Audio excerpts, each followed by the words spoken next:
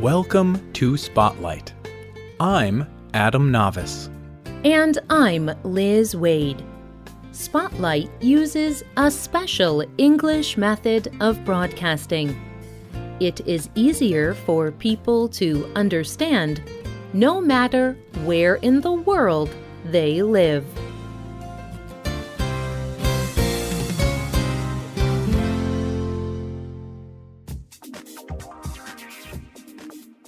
Music can move us. It can make us want to dance. It can put us to sleep. It can inspire us. But what about this music?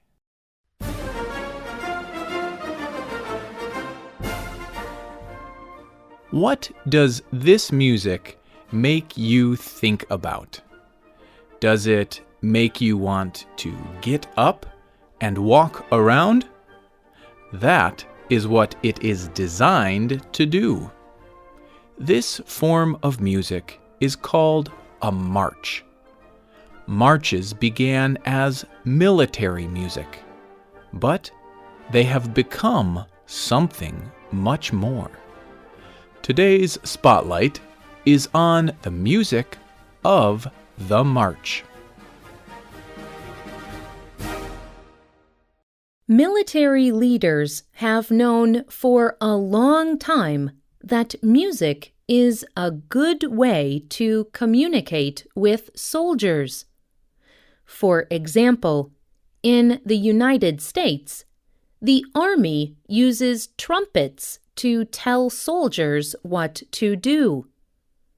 For example, this is the music that tells soldiers to get up in the morning.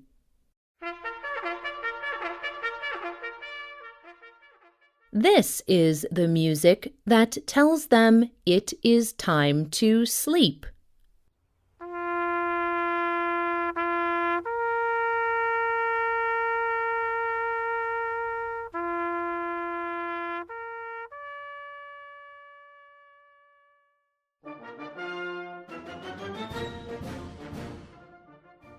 Marches started as a way to help soldiers move from one place to another. Musical marches got their name from the rhythmic marching of soldiers. Marches have a regular beat. They often include musical instruments like horns, drums, and flutes. People wrote the first marches during the 1800s. They became popular in the Ottoman Empire. Today, this is the country of Turkey.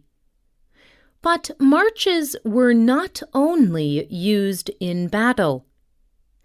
Every time there was a new leader of the Ottoman Empire, a musician wrote a new march in his honor. Turkish marches influenced many great music writers. Mozart, Haydn, and Beethoven all wrote marches. Military bands did not perform these marches. Instead, they were performed by professional orchestras in great concert halls.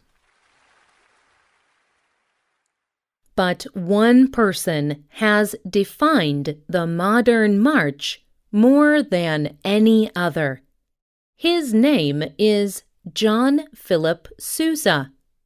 Here is one of Sousa's most famous marches, called Stars and Stripes Forever. It is the official march of the United States.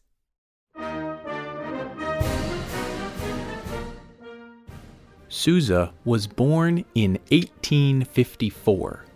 This was around the time of the Civil War in the United States.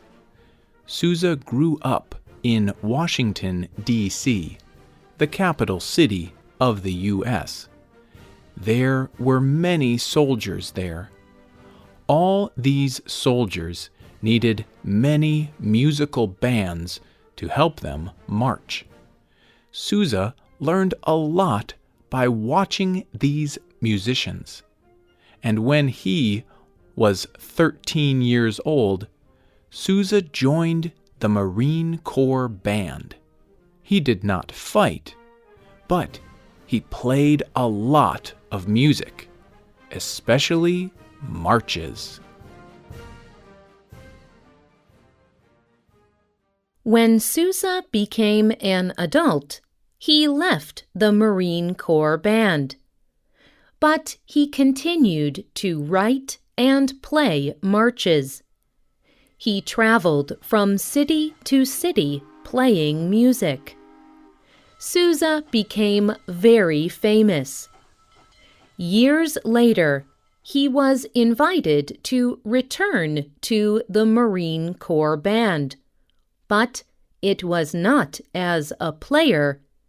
It was as the leader of the band. There, he wrote this song called Semper Fidelis. It is the official march of the U.S. Marines.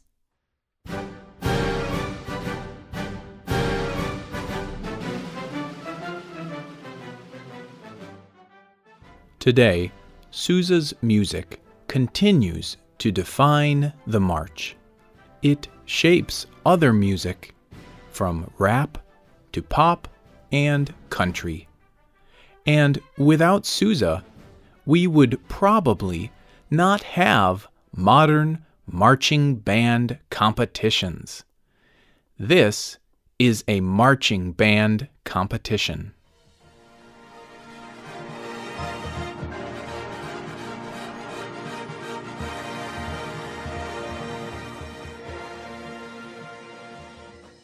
In this competition, several schools' marching bands compete against each other. Marching band competitions take place on an American-style football field. The bands include from 50 to over 400 people.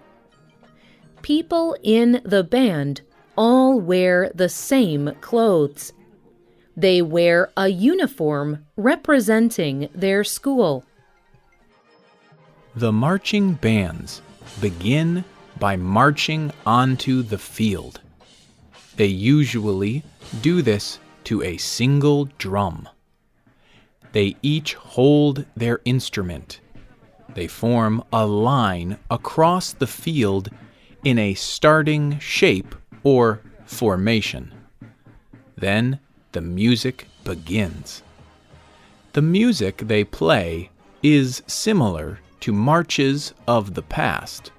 There are drums, horns, cymbals, and flutes. But the marching band does not march in a straight line. They move around the field. Some people go one way. Some people go another way. Each player knows exactly where he or she needs to be. If even one person is out of place, other players will crash into them. The band moves from one complex formation into another. Sometimes these formations create pictures. Sometimes they create words.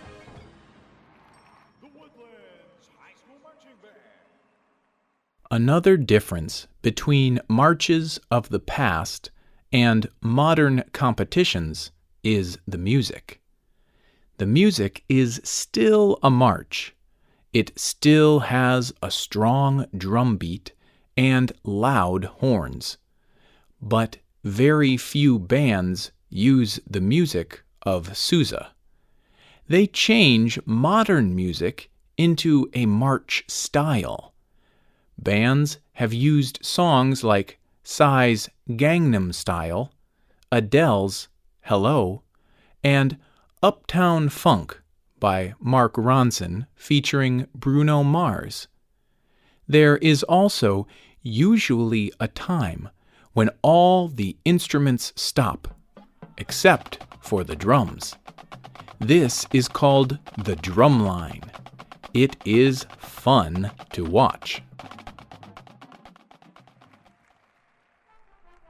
Being part of a marching band requires a lot of time and energy.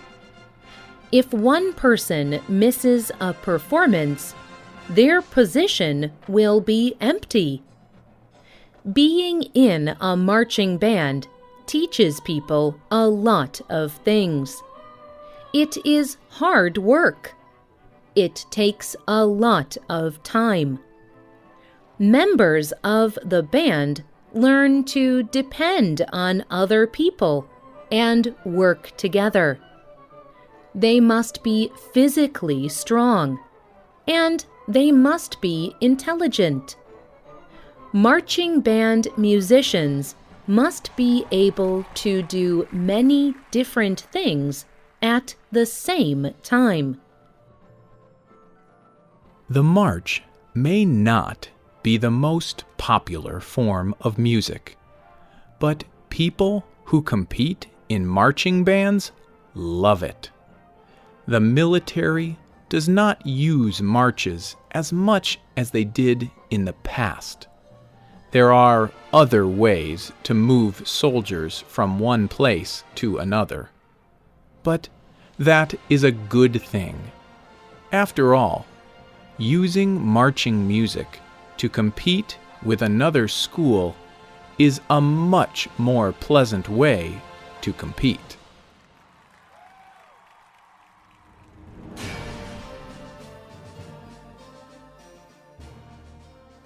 What about you? Have you ever played in a marching band? Does your country have a military band? You can leave a comment on our website or email us at radio@radioenglish.net. You can also comment on Facebook at facebook.com/Spotlight Radio. The writer of this program was Adam Navis. The producer was Michio Ozaki. The voices you heard were from the United States.